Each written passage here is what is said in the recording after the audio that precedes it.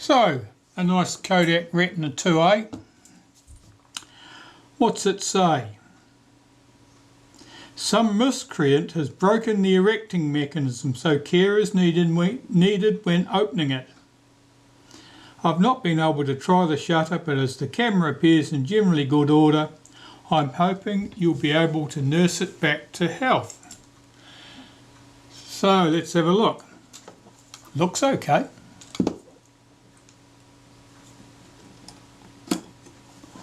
Oh, look at that.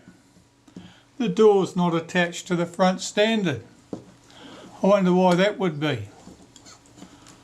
Let's have a little look at these struts. That's a wee bit bent. That's a wee bit benter.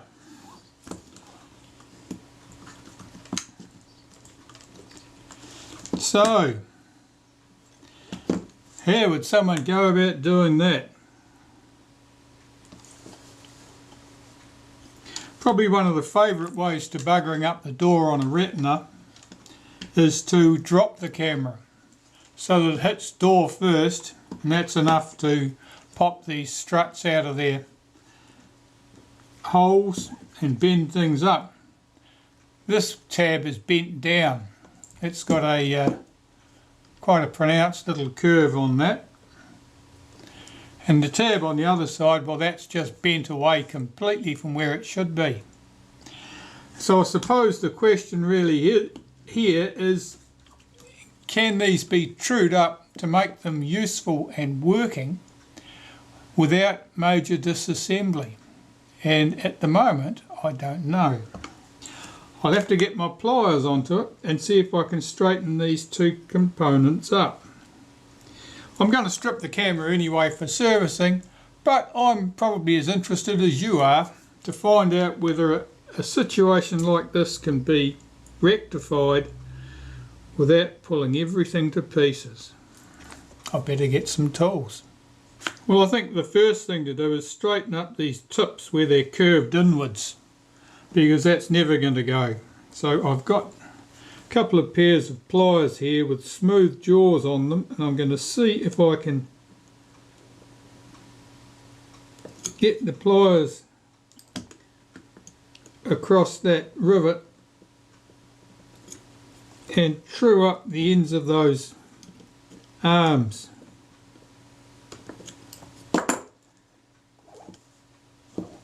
That looks pretty good in that direction. It's got a bit twist in that direction. Alright, so that's comparatively straight. It probably isn't pushed in far enough, but it's comparatively straight. And of course I've got to deal with its mate here, which is also somewhat misshapen.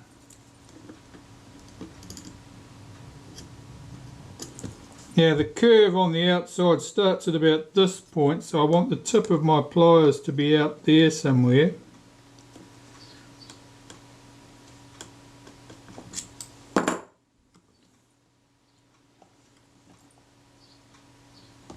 That looks pretty good. And I'm looking to see if it's got a twist on it like the other one had. It's got a little bit of a twist, so I'll just twist that a bit. Now, of course, these are sticking out and they need to be a lot closer to the struts than that. So can I push them in? I'm just going to force this in with my thumb, and I'll do the same on the other side and have a look at them. Let's pull those struts up into something like the correct position. And I can see there that I've still got a little bit of play either side. The top one looks pretty good. The bottom one certainly needs to come in more, so I'm just going to give that a little bit more body English. And we'll have another look.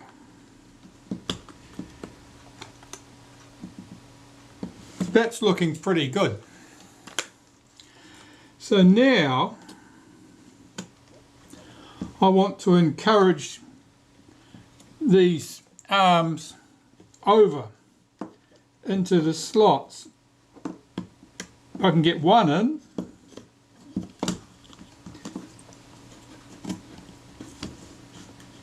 The other one's in.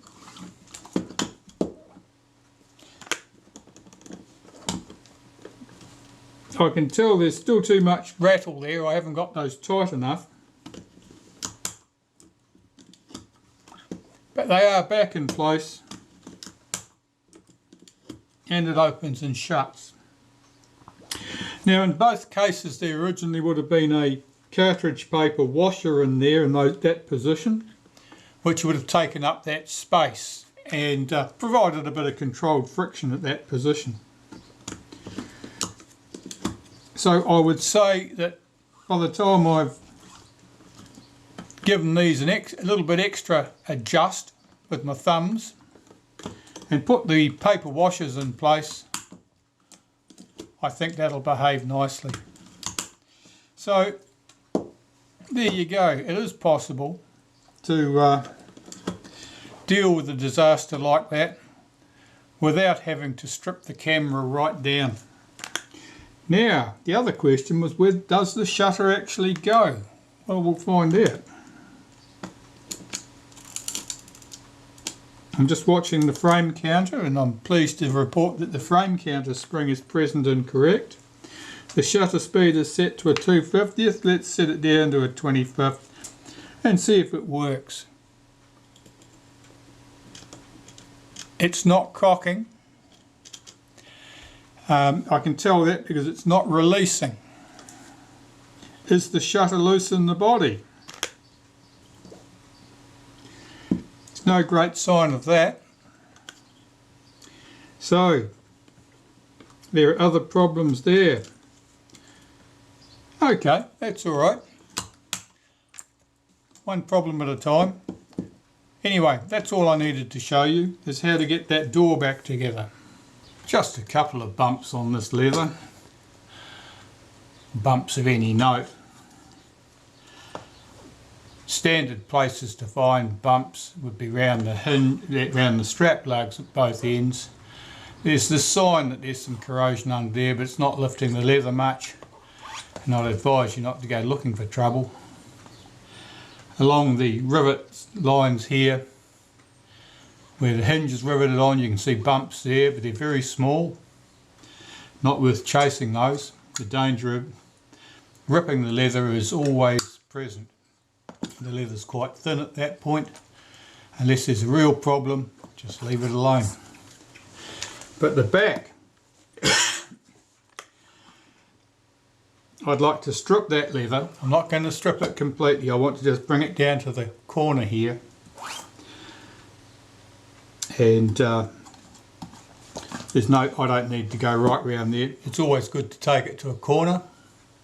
If you take it halfway down here, for example, you'll end up with a line visible on the back of the leather, which will annoy you forever on after. So see if I can get this leather to lift here.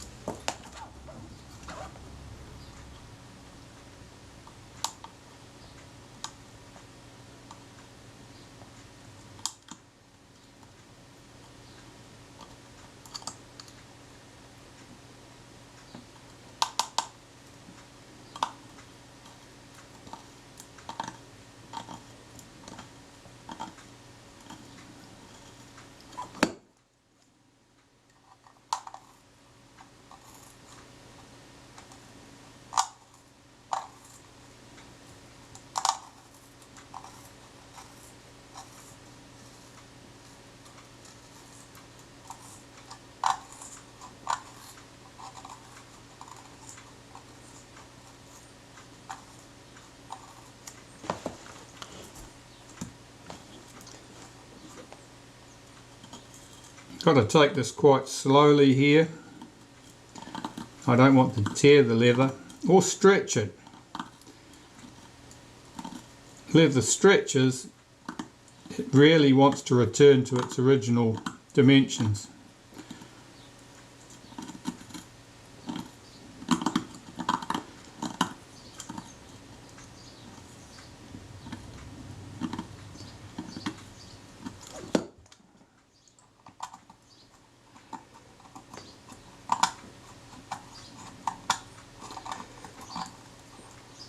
It stuck very well. It's unfortunate.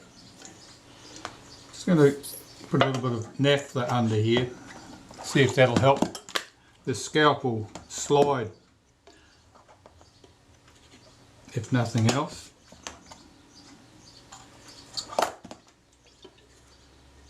Yeah, I can see that that's stuck very well. This won't dissolve the adhesive, but it might make the scalpel slide smoother across that metal surface.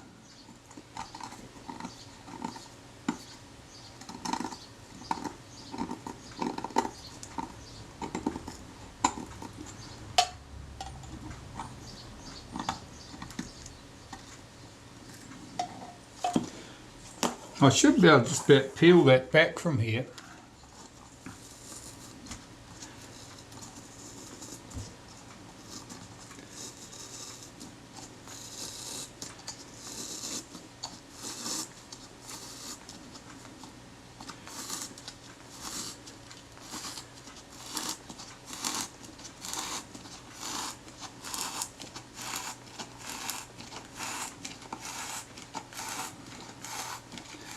You can see that it's leaving fibres from the leather stuck firmly to that camera back, meaning that the adhesive was doing a very good job.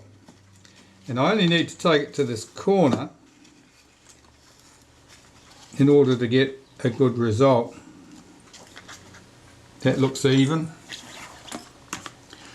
And now I just want rid of this nasty crap.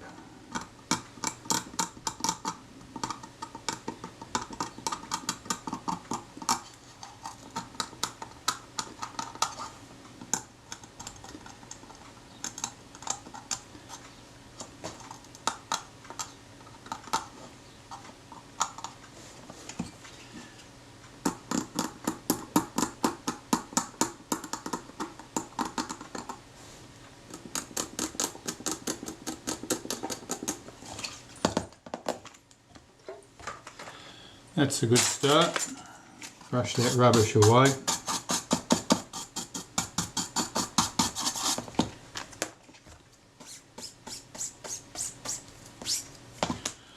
And I'll clean all of those places with a bit of naphtha.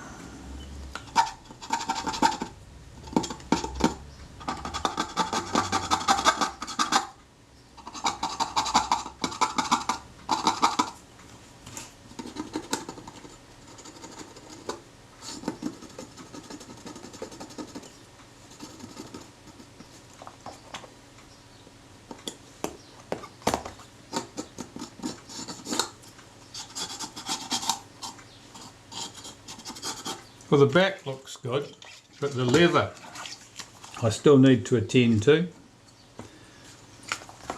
So we've got the bumps, the raised bumps here. See, there's a bit of muck under there still. Get rid of that. And its mate on the other side, and big bump here.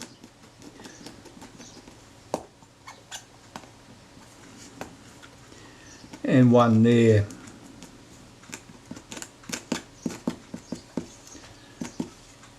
That looks fine.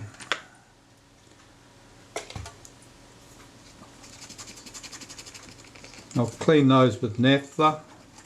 It's quite greasy, that green stuff, but I think technically it's probably a soap.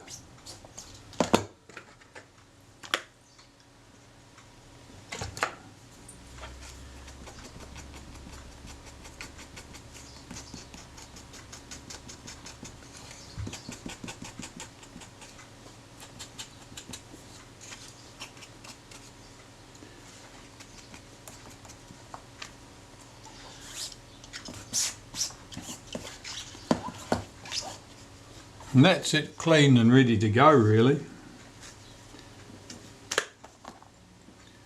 And take that little bump off there. Right, I'll apply some adhesive and stick that back. The adhesive I'm using was designed as a contact adhesive. I don't use it as a contact adhesive usually, but it certainly has some advantages in some cases. I'll see if I can get this nozzle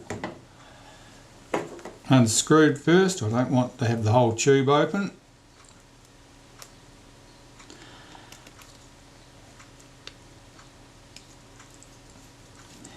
That's better.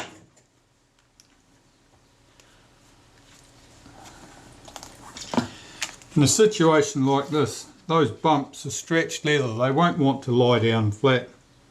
So I usually make sure these get an extra good coating of adhesive, or putting a primer layer on if you like first, where those bumps are. And I'll apply some to the body at those spots. Normally I don't apply adhesive to the body. Normally just to the leather.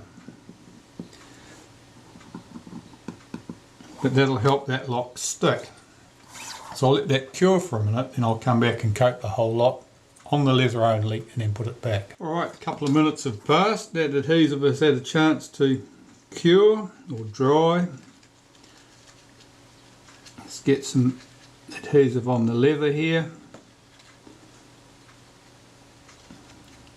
I'm being pretty generous. I know this is going to soak straight into that leather.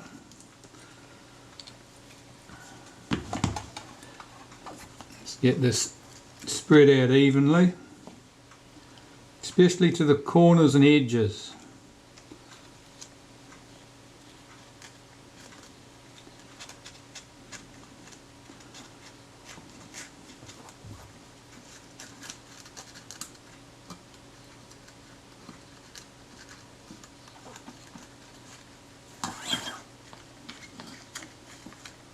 Well, that was pretty generous, but I wasn't generous enough.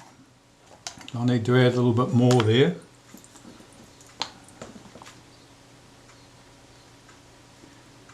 Certainly dry along that edge.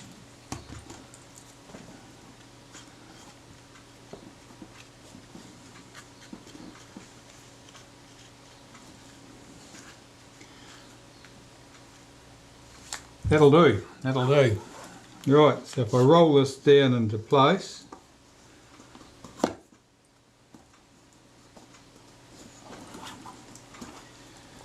we should be good to go. Just checking that it's central in those, in the groove and the bodywork there. That looks fine. And I'll run down those edges with a bit of naphtha just to lift off any adhesive I'm seeing on there. That looks good.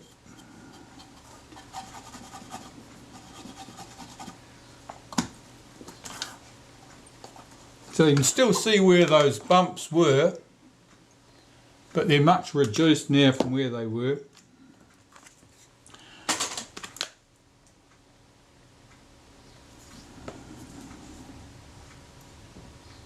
Just running down those grooves in the back of the leather, embossing with the tip of my tweezers to see if it'll just press those bumps down a bit better in those points.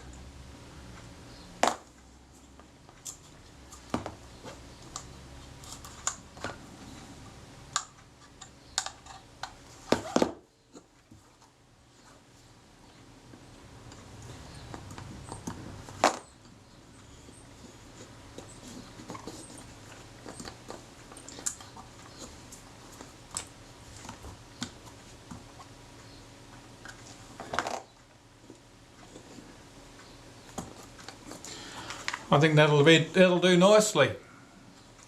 That's an improvement. I'll get on with the rest of the job. So the front door for this camera, we know that it had the arms somewhat bent up, but I've noticed this. I'll run a straight edge over this edge here. Where are we? Here.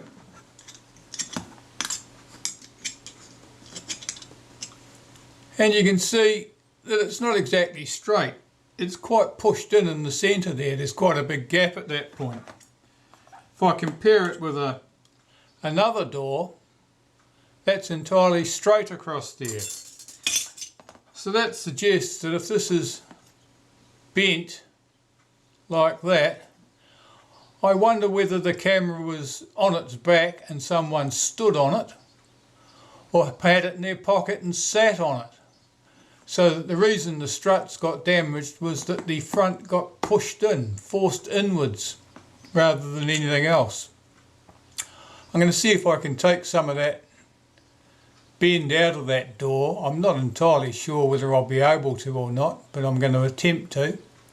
I don't think it'll affect us too much if I can't get it dead straight, but I'd certainly like to. Well, it's not perfect, but it's a lot better than it was. Onwards and upwards. Taken a while, but I'm in the closing stages with this camera now. The shutter is all serviced. Everything else has been done. And it only remains to fit the shutter back to the body, which has also, of course, been stripped and serviced, and see how it goes. So I've got to get the timing correct. I'll just see if this, well, that was lucky by the feel of it. That's cocking and firing. I'll just check that it actually cocks on a 500, because on the 500 everything is tighter, and shutters that will cock at a lower speed may not cock at the 500 because of the extra spring. That one went well. So as it happens, I had put my shutter back in exactly the right position. Otherwise I would have had to move the rack one or more teeth relative to the cocking action from the front of the camera. Now, the retaining ring here is a little bit marked and damaged, but I think the tool will engage with it.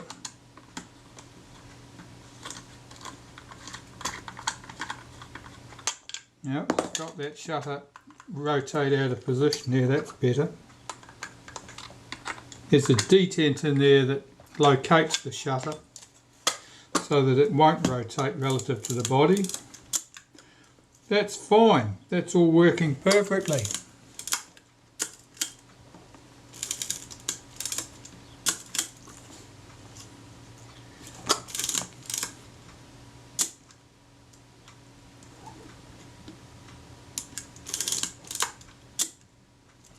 That's good. So I can tighten the shutter up at that point, and what I need to do is adjust the stroke of the shutter release so that the shutter and the film advance click at exactly the same point. At the moment the shutter fires, but the film advance isn't releasing. You could solve that by pressing the film release button there, and then you can wind on.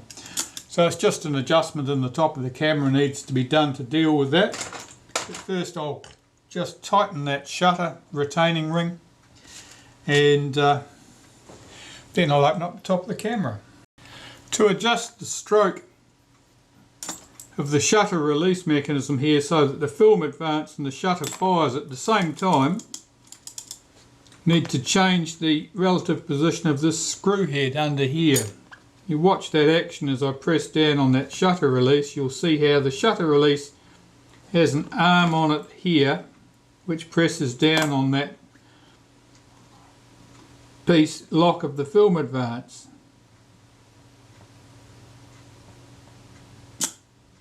So the shutter actually releases just prior to the point where it releases the film advance. So I need to effectively move that screw head up, screw it out of the arm here so that the arm is lower and releases earlier. So it's got a locking collar on there I need to get onto. Let's swing that shutter release out of the way so I can get to it. And I should have a suitable screwdriver here.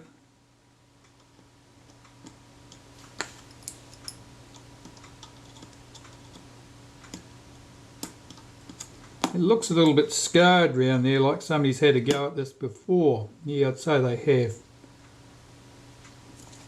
Now I'll just loosen that screw up, run that collar down,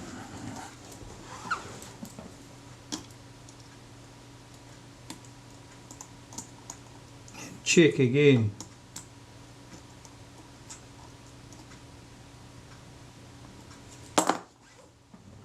Swing that shutter release back where it should be.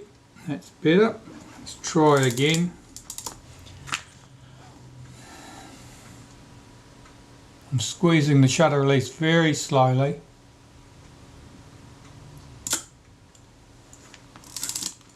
And it released the film release correctly.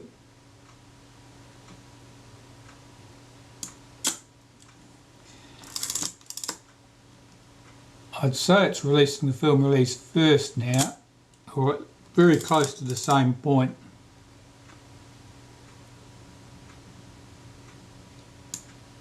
That's something released there. I think that's the film release. Yes, it is. So the film is releasing earlier now than the shutter. That's not a bad position to be in.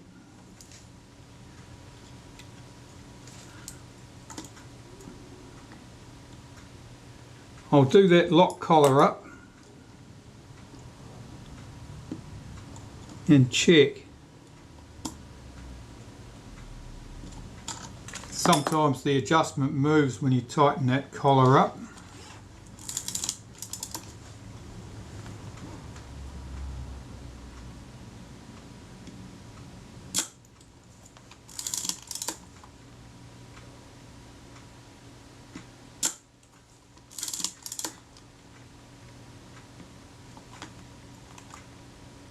Yeah, they are releasing at exactly the same point in time as far as I can tell. So that should be fine. So I'll take my film advance lever back off the camera.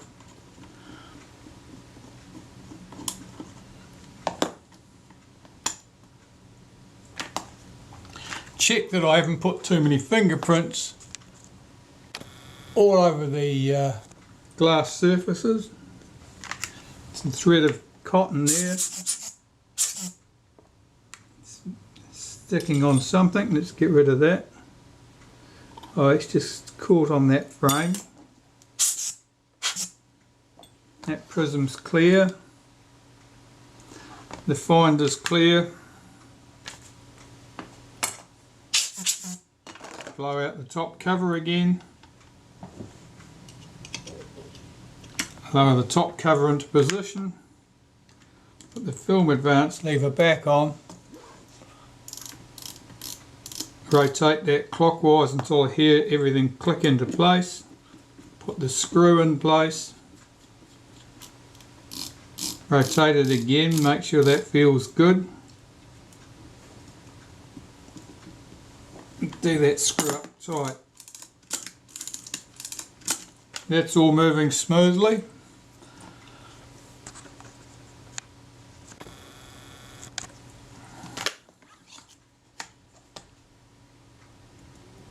I'll get these screws into the top cover.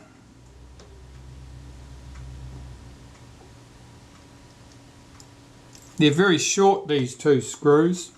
If you've managed to lose one and you're replacing them, if the screw's too long, it will bind into the film advance mechanism and stop the camera from working. So take great care to make sure that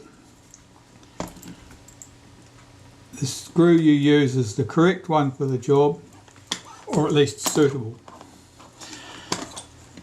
The rewind knob.